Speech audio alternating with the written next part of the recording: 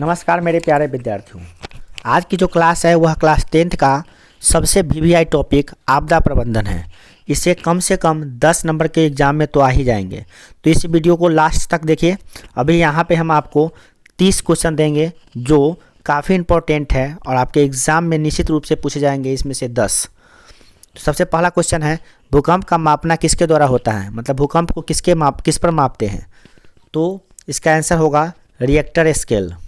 चलिए अगला क्वेश्चन है, नदियों में बाढ़ आने का प्रमुख कारण क्या है? तो नदियों में बाढ़ आने का मुख्य कारण है जल की अधिकता।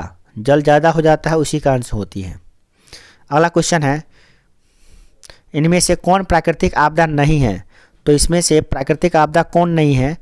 तो आतंकवाद। अगला क्वेश्चन है, इनमें से कौन मानव जनित आपदा है? मानव जनित आपदा है इसमें आतंक उपयुक्त सभी, क्योंकि सभी है, डी आंसर हो जाएगा इसका। अगला क्वेश्चन है, भोपाल गैस त्रासदी किस प्रकार की आपदा थी? भोपाल में जो गैस त्रासदी हुआ था वह एक मानव जनित आपदा था। ठीक है। अगला है, आपदा प्रबंधन किसे कहते हैं? तो आपदा प्रबंधन का मतलब है प्राकृतिक आपदाओं के दुष्परिणाम को कम करने का उपाय किया जाना। अगला क्वेश्चन है, इनमें से कौन मानव जनित आपदा नहीं है? तो इसमें से जो मानव जनित आपदा नहीं है कोई, सब तो मानव जनित आपदा है, तो इसका आंसर हो जाएगा डी। अगला क्वेश्चन है, सुनामी क्या है? तो इसमें सुनामी जो है वह है सुनामी जो है एक विनाशकारी समुद्र की लहरें, विनाशकारी समुद्र की लहरें होती है। अगला है, बिहार में भूकंप कब आया था? तो बिहार में भूकंप आया था 1934 में, जो बहुत भयंकर थी। इससे पहले भी इसके बाद भी आया था, बट ये सबसे भयंकर भूकंप थी। अगला, भूकंप किस प्रकार की आपदा है? तो भूकंप एक प्राकृतिक आपदा है। ठीक है। अगला क्वेश्चन है, महाराष्ट्र में भूकंप आने का मुख्य कारण क्या था? तो महाराष्ट्र में भूकंप आने का मुख्य कारण था कोयना बांध का निर्माण। कोयना बांध बना था, इसी कारण से वहाँ पे भूकंप आया था। अगला है, इनमें से कौन विस्तृत क्षेत्र को प्रभावित करने वाली आपदा है? तो इसका ऑप्शन है पहला भूकंप, जो राइट साइड में है। तो इसका आंसर हो जाएगा विस्तृत क्षेत्र में। तो ओजोन परत का क्षरण, जो ओजोन परत का क्षरण होता है वह विस्तृत क्षेत्र में पड़ता है, बहुत बड़े क्षेत्र में पड़ सकता है इसका प्रभाव। अगला है, इनमें से कौन कम विनाशकारी आपदा है? सबसे कम विनाशकारी आपदा, तो इसमें है भूस्खलन, यानी कि मिट्टी का कटाव या पहाड़ों का कटाव या चट्टानों का कटाव।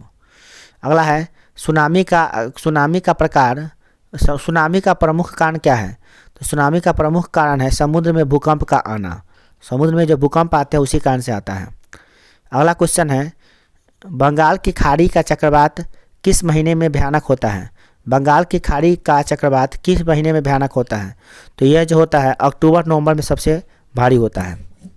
चलिए अगला क्वेश्चन है, इनमें से कौन सा सूखा क्षेत्र माना जाता है? तो यह जो है भारत का कौन सा क्षेत्र? तो यह है पूर्वी राजस्थान, पूरा मध्य प्रदेश, कर्नाटक का पठारी क्षेत्र। ये सभी जो है ना सूखा प्रभावित क्षेत्र है। चलिए, ये भारत का सभी सूखा प्रभावित क्षेत्र है। अगला है, बाढ़ के प्रबंधन में किस बात पे सबसे अधिक ध्यान देना चाहिए? तो बाढ़ के प्रबंधन में सबसे अधिक ध्यान देना चाहिए कि नदी के दोनों ओर तटों का निर्माण होना चाहिए। ठीक है। अगला क्वेश्चन है, इनमें से कौन क्षेत्र भूस्खलन को सबसे अधिक प्रभावित होता है? तो इसमें सबसे अधिक प्रभावित होता है कश्मीर और उत्तराखंड भूस्खलन, यानी कि पहाड़ों की चट्टानों के खिसकने से या मिट्टी के कटाव से ज़्यादा प्रभावित होता है। चलिए अगला है, इसमें क्वेश्चन, सुनामी किस भाषा का शब्द है? तो सुनामी है ये जापानी शब्द है।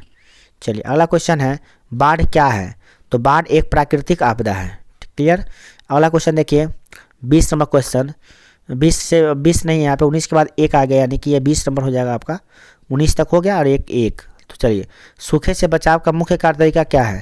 तो सूखे से बचाव का मुख्य तरीका है कि हम क्या करेंगे, वर्षा जल को संग्रहित करेंगे।